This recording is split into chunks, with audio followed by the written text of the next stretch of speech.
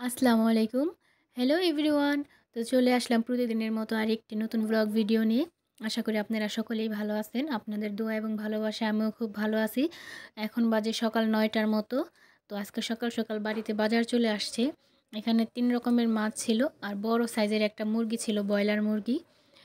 এই তো আমার শাশুড়ি ওদিকে মাছ কাটার জন্য চলে গেছে। আর এদিকে আমি মুরগিটাকে সাইজ করে নেব এখন। যতটুকু রান্না করব অতটুকুই নেব এখন। এখন আমি অফ ক্যামেরা মুরগিটা কেটে নিছি।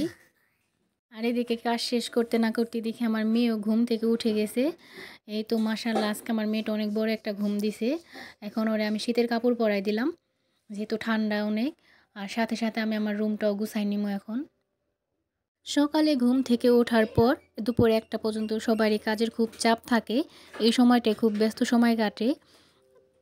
আর যেহেতু আজকে আমার মেয়ে ঘুম থেকে লেট করে উঠছে, অনেক লং টাইম ঘুমাইছে মেয়ে সকালে, এই কারণে আজকে আমার ঘরেরটাও গুছানো হয় নাই।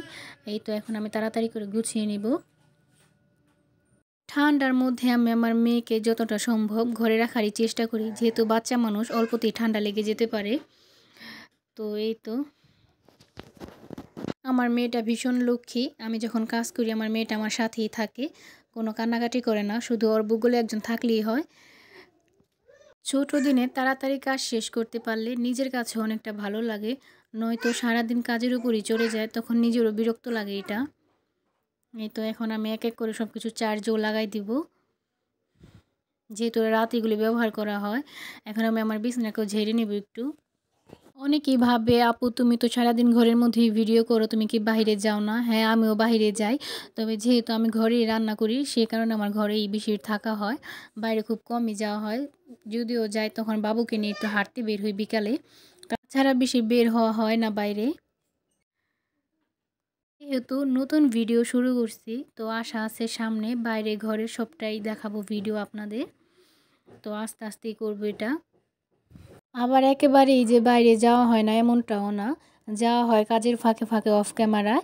যেহেতু ছোটো বাবু আছে, তার কাপড় চোপড় ধোয়া পাকলার কাজেও আমাকে যাইতে হয়। এই তো কথা বলতে বলতে এখন আমি আমার ঘরটাও ঝাড়ু দিয়ে নিব, যেহেতু ঠান্ডা আর বাচ্চা ঘরে থাকলে ঘরটা খুব তাড়াতাড়ি নোংরা হয়ে যায়। তো এখন আমি আমার ঘরটাও ঝাড়ু দিয়ে নিব। আর আমি নিচে সবসময় একটা পাটি বিছিয়ে রাখি, মাদুর পাটি, বাচ্চা ঘরে থাকে এই কারণে নিচে বসলে ঠান্ডা লেগে যেতে পারে। আর আমার মেয়েটা গেছে বছর শীতে ঠান্ডায় অনেকটা সমস্যা হয়ে গেছিল, প্রায় নিউমোনিয়ার মতো হয়ে গেছিল, যে কারণে এখন অনেকটা ভয় থাকে ওরে নিয়ে। ডাক্তারের কাছে অনেক দৌড়াদৌড়ি করতে হয়েছে, কারণেই একটু বাচ্চাটাকে সেভ রাখার চেষ্টা করি যতটা সম্ভব। তোমাদের সাথে বাইরে বের হওয়ার ভিডিও শেয়ার করব। এই তো বাচ্চার 2টা এক্সাম হয়ে গেছে, এখন আর 2টা বাকি আছে। তো এই 2টা হয়ে গেলেই বন্ধ পেলে চলে যাব বাবার বাড়ি। তো তখন আশা করি ভালো ভালো ভিডিও শেয়ার করতে পারবো আবার। যেহেতু মেয়ে মানুষ, তো ঘরে থাকতে থাকতে অভ্যাস হয়ে গেছে, কোনো সমস্যা হয় না।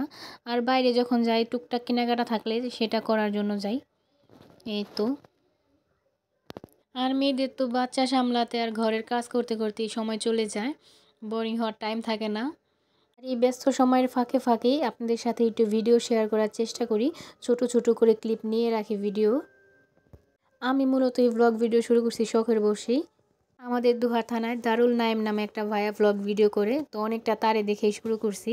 তাকে যখন দেখতাম ভিডিওগুলো ছাড়তো, তো তাকে দেখে ভালো লাগা শুরু হয়, তো সেখান থেকে আমি ওই ভিডিওগুলো করি।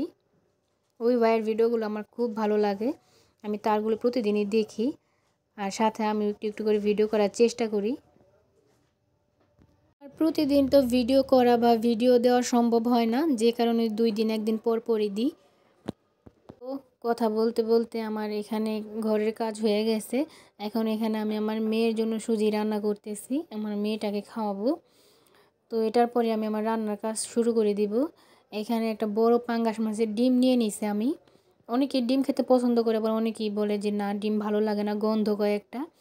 তো আমি যেভাবে ডিম রান্না করি এভাবে গন্ধ কয় না, ডিমের কোনো দুর্গন্ধ আসে না, খুবই ভালো লাগে খেতে। এখন এটাকে আমি খুব ভালোভাবে ধুয়ে পরিষ্কার করে নিব। অনেকেই রান্নার আগে ডিমটা সিদ্ধ করে নেয়, তবে আমি সিদ্ধ করে নিব না, আমি আমার মতো করে রান্না করব। এটাও খুব মজা হয় এভাবে রান্না করলে। তবে এটা যদি ইলিশ মাছের ডিম হয় তাহলে এটা আরও মজা হয়। ইলিশ মাছের ডিমের স্বাদই আলাদা। তো যাই হোক, এখন আমি পাঙ্গাস মাছের ডিমটাই ভুনা করে নিব, সাথে আমি কিছুটা আলু দিব। এই তো আমি এখানে পেঁয়াজ মরিচ সুন্দর করে দিয়ে দিব, আর সাথে আদা রসুন যা যা লাগে মশলা সব দিয়ে দিব এক এক করে। অনেকেই সিদ্ধ ছাড়া খেতে পারে না, আমি আবার সিদ্ধ করে নিলে ডিমটা আমার কাছে কেন যেন ভালো লাগে না। আমি এভাবেই রান্না করি ডিমটা। এটা ইলিশ মাছের হোক বা যে মাছেরই হোক, আমি ডিমটা আমার মতো করেই রান্না করব এখন। এই তো আমার সব মশলা দেওয়া হয়ে গেছে, এখন আমি স্বাদ মতো একটু লবণও দিয়ে দিব। তো এখানে আমি 3-4টা লেবু পাতা দিয়ে দিছি। এই লেবু পাতার ঘ্রাণটা খুবই ভালো লাগে। সাথে একটু আলু কুচি করে নিয়েছি, ওইটাও দিয়ে দিলাম। আর লেবু পাতা না থাকলে আপনারা চাইলে লেবুর রসটাও দিতে পারেন, আমি দুইটাই ব্যবহার করছি এখানে। এই পাতাটা দেওয়ার কারণে খাবারের সময় ডিমের কোনো এক্সট্রা গন্ধ আসবে না। অনেকেই গন্ধের কারণে খেতে পারেন না, যে কারণে তারা সিদ্ধ করে নেয়। তো এইভাবে রান্না করলে আর একটু গন্ধ আসবে না নাকে।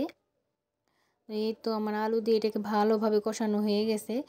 আজকের আলুটা একটু ডিস্টার্ব ছিল, আর কাটার সময় দেখছি আলুটা অনেক শক্ত ছিল। যাই হোক, এখানে আমি এখন আমার ধুয়ে রাখা ডিমটা দিয়ে দিব। এটা আমি খুব সুন্দর করে পরিষ্কার করে নিয়েছি ডিমটা। এখন এটা দিয়ে একটু নাড়াচাড়া করলে এটা সুন্দর একটা ফ্লেভার চলে আসবে। এইভাবে মাছের ডিম ভুনা করলে এটা দিয়ে প্রায় 1 প্লেট ভাত খেয়ে ওঠা যায়। এই মাছের ডিমটা এখন আমি খুব সুন্দর করে একটু কষিয়ে নিব। আর কষানো হয়ে গেলে এখানে আমি পানিও দিয়ে দিব। আর এই ভিডিও করার মাঝে মাঝে যখন একটু একটু করে ফোন আসছিল, আমি ফোনেও কথা বলছি, সাথে সাথে ভিডিও ক্লিপগুলোও নিয়েছি, যে কারণে সুন্দর মতো নিতে পারিনি এই ক্লিপগুলি। এই তো আমার এটা ভাজা ভাজা হয়ে গেছে। এখন এখানে আমি পর্যাপ্ত পরিমাণে পানি দিয়ে দিব। এই পানিটা শুকানো পর্যন্তই আমি এটা রেখে দিব। আর শুকানো হয়ে গেলে আমি ভাজা ভাজা করে এটাকে নামিয়ে নিব। আপনারা চাইলে একদিন ট্রাই করে দেখতে পারেন, এইভাবেও ডিম ভুনাটা অনেক মজা হয়। তো এই তো এখন আমি পরিমাণ মতো পানি দিয়ে এটাকে ঢাকনা দিয়ে ঢেকে দিব। আর আমার এখানে বারবার কারেন্টের ডিস্টার্ব করতেছিল, যে কারণে আমি ভিডিও ক্লিপ ভালোভাবে নিতে পারি নাই। এই তো অফ ক্যামেরা আমার এটা অনেকটা হয়ে আসছে। এখন আমি এটাকে ভাজা ভাজা করে তারপরে নামিয়ে নিব। আর আমার ছেলেটা মাংস ছাড়া খেতেই চায় না, তার জন্য এখন ছেলেটার জন্য একটু রান্না করব। আজকে যে মুরগিটা নিয়ে আসছিল ওইটা।